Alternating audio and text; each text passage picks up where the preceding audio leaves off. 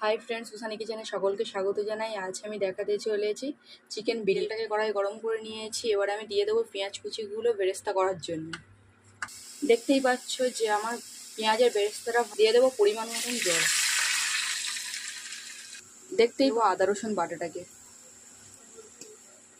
এবারে পেঁয়াজের রসটা ফুটে উঠেছে। এবারে দিয়ে দেবো আমি পরিমাণ মতন লবণ, দিয়ে দেবো লাল লঙ্কার গুঁড়ো, দিয়ে ভালোভাবে নাড়ব। এবারে আমি দিয়ে দেব কেটে রাখা আলুগুলোকে সেদ্ধ। আলুতে একটু ভালো ফ্লেভার আসার জন্য দিয়ে দেব 2-1 ফোঁটা আদা।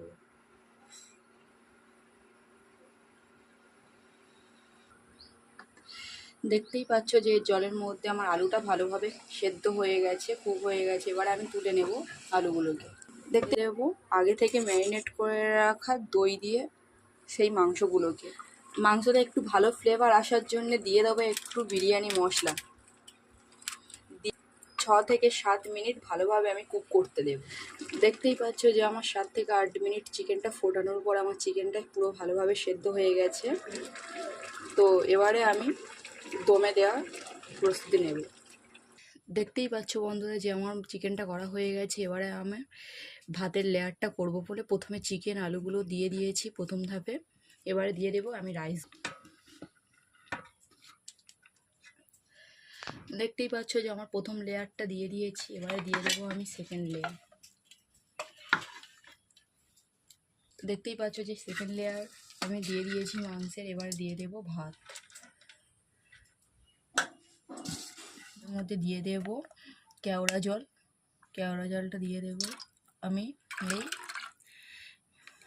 1 চামচ। ডাব জল 1 চামচ। জলটা আমি দিয়ে দেব বিরিয়ানির ওপর। আর এর মধ্যে দিয়ে দেব আমি পরিমাণ মতন ঘি। এবারে দেব বিরিয়ানির মশলা উপর দিয়ে ছড়িয়ে। দিয়ে দেব আমি পরিমাণ মতন মিঠা আতর। দেখতেই পাচ্ছ যে আমাদের বিরিয়ানির ফাইনাল রেজাল্ট। এবার আমি খেয়ে বলবো যে এটা কেমন হয়েছে খেতে।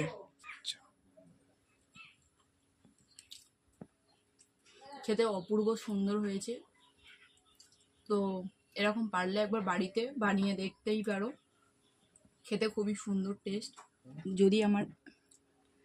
যদি আমার রেসিপিটা ভালো লেগে থাকে তাহলে আমার রেসিপিটাতে একটা লাইক, কমেন্ট ও আমার চ্যানেলটাকে একটা সাবস্ক্রাইব করে দিও।